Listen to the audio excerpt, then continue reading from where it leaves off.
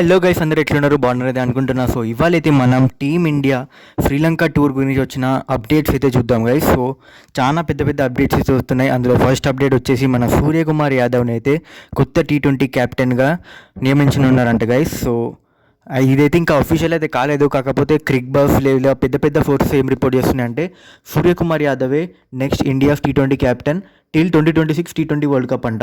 So అప్పటిదాకా మన సూర్యకుమార్ యాదవే క్యాప్టెన్ అంట. సో చూద్దాం ఏం జరుగుతుందో.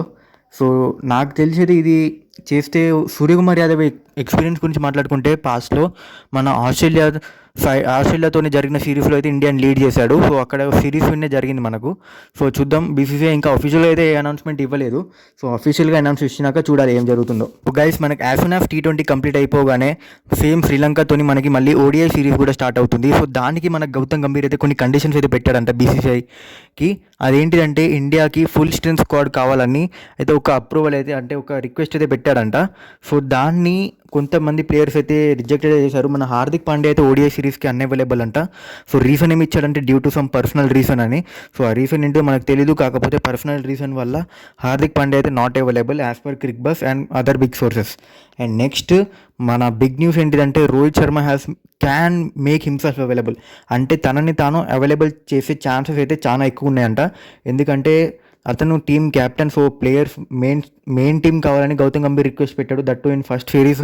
సో గౌతమ్ గంభీర్కి as a coach first series అది. సో అందులో మెయిన్ క్యాప్టెన్ లేకపోతే ఎలా? ఒకవేళ రోహిత్ శర్మ లేకపోతే కేఎల్ రాహుల్ అయితే స్టాండ్ ఇన్ క్యాప్టెన్ అంట. సో ఈ సిరీస్లో శ్రేయస్ అయ్యర్ అండ్ కేఎల్ రాహుల్ ఇద్దరు కంబ్యాక్ అయితే చూడొచ్చు మనము. సో రోహిత్ శర్మ అయితే నాకు తెలిసి 90% అయితే అవైలబుల్ చేసుకుంటాడు.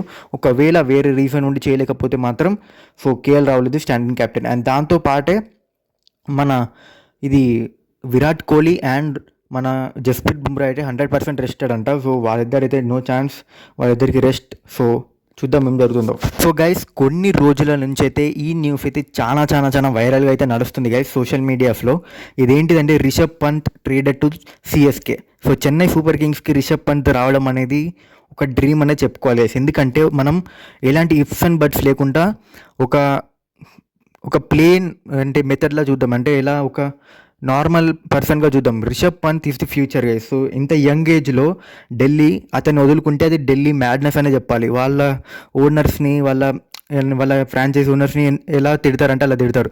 సో పాయింట్ ఏంటి అంటే జస్ట్ వాళ్ళు కొత్త హెడ్ కోచ్ని అయితే వెతుకుతున్నారు గైస్. సో కొత్త హెడ్ కోచ్ మన ఇప్పుడు రిక్కీ పాయింటింగ్ అయితే సాక్ చేశారా లేకపోతే తనే లీవ్ అయిపోయారో తెలియదు. కానీ సో మొత్తానికి అయితే రిక్కీ పాయింటింగ్ అయితే వాళ్ళ కొత్త కోచ్ కాదు గైస్ 2025 ఐపీఎల్కి.